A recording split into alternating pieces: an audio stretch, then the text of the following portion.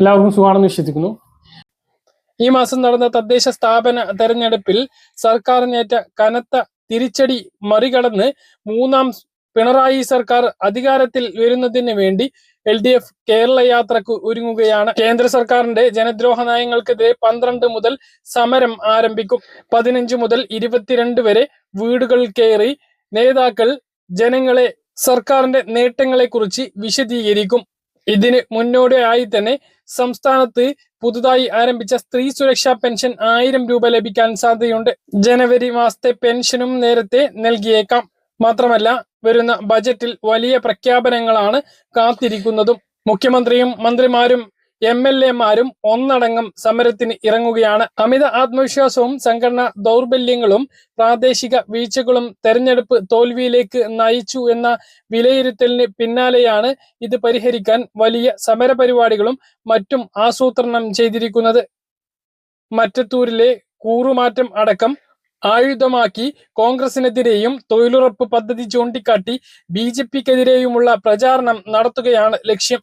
ജനുവരി 15 മുതൽ 22 വരെ കേരളത്തിലെ എല്ലാ വീടുകളും സന്ദർശനം നടത്തി പാർട്ടിക്കുണ്ടായ പരാജയം ഉൾപ്പെടെയുള്ള കാര്യങ്ങൾ അവതരിപ്പിച്ച് തുറന്ന സംവാദത്തിന് തയ്യാറാകും. പാർട്ടി നേതൃത്വം മുതൽ താഴെ തലം വരെയുള്ള മുഴുവൻ ആളുകളും ഒരാഴ്ചക്കകം നീണ്ടു നിൽക്കുന്ന ഗൃഹസന്ദർശന പരിപാടിയിൽ പങ്കെടുക്കും. ജനുവരി 22-ന് ശേഷം കുടുംബയോഗങ്ങൾ നടത്തും. ഒരു വാർഡിൽ ഒരു യോഗം എന്ന തരത്തിലായിരിക്കും നടത്തുക. ക്ഷേമ പദ്ധതികളിൽ തടസ്സം നിൽക്കാൻ കേന്ദ്ര സർക്കാർ സാമ്പത്തികമായി വരിഞ്ഞ് മുറുക്കുന്നത് ജനങ്ങളെ ബോധ്യപ്പെടുത്തും. എന്നിരുന്നാലും ക്ഷേമ ആനുകൂല്യങ്ങൾ ജനങ്ങൾക്ക് കൃത്യസമയത്ത് നൽകിക്കൊണ്ടായിരിക്കും ഈ പ്രവർത്തനങ്ങൾ നടത്തുക. ഇതിൽ ഏറ്റവും പ്രധാനപ്പെട്ടത് അടുത്തിടെ പ്രഖ്യാപിച്ച സ്ത്രീ സുരക്ഷാ പെൻഷൻ 30 മുതൽ 60 വയസ്സുവരെയുള്ള സ്ത്രീകൾക്ക് പ്രഖ്യാപിച്ചിട്ടുള്ള 1000 രൂപ പദ്ധതി ഈ ജനുവരിയിൽ തന്നെ നടപ്പിലാക്കും. ഇത് ഗൃഹപ്രവേശനത്തിന് മുമ്പ് ആദ്യ ഗഡു വിതരണം ചെയ്തേക്കും എന്നുള്ള റിപ്പോർട്ടാണ് വരുന്നത്. സർക്കാർ പദ്ധതിയെക്കുറിച്ച് ബോധ്യപ്പെടുത്തുമ്പോൾ അത് ജനങ്ങൾക്ക് അനുഭവിച്ചു എന്ന് ഉറപ്പാക്കിക്കൊണ്ടായിരിക്കും അത്തരമൊരു ബോധ്യപ്പെടുത്തൽ ഉണ്ടാകുക എന്നുള്ളതാണ് റിപ്പോർട്ട്. ഇതിനു വേണ്ടിയിട്ടുള്ള നടപടിക്രമങ്ങൾ പുരോഗമിച്ചു കൊണ്ടിരിക്കുകയാണ്. എത്രയും വേഗം ആദ്യ അപേക്ഷകളിൽ തീരുമാനം എടുത്ത് ആദ്യഘട്ട വിതരണത്തിന് തയ്യാറെടുക്കുന്നു എന്നുള്ളതാണ് വിവരം. അതോടൊപ്പം തന്നെ ക്ഷേമ പെൻഷനും ജനുവരി മാസത്തേത് വലിയ താമസമില്ലാതെ വിതരണം ചെയ്യും. 20-ന് ശേഷം ഏത് ദിവസവും ക്ഷേമ പെൻഷൻ വിതരണവും ഉണ്ടാകാം.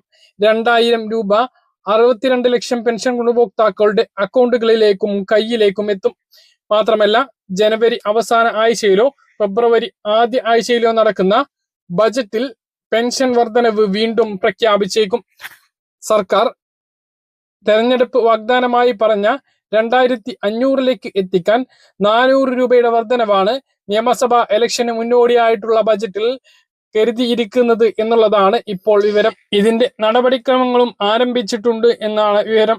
ശമ്പള പരിഷ്കരണം അടക്കമുള്ള പ്രഖ്യാപനങ്ങളും ഉണ്ടായേക്കും. സ്ത്രീ സുരക്ഷാ പെൻഷൻ പദ്ധതിയിലേക്ക് ഇനിയും അപേക്ഷിച്ചിട്ടില്ലാത്ത ആളുകൾ ഉടനെ അപേക്ഷ നൽകണമെന്ന് കൂടി ഇതോടൊപ്പം ഓർമ്മിപ്പിക്കുന്നു. കരുതുന്നു. ഇതുപോലെ ഇൻഫർമേഷൻ ലഭിക്കാൻ ചാനൽ സബ്സ്ക്രൈബ് ചെയ്യുക, ബെൽ ഐക്കൺ എനേബിൾ ചെയ്ത് വെക്കുക. മറ്റൊരു വീഡിയോ നമുക്ക് വീണ്ടും കാണാം. അതുവരേക്കും ബൈ.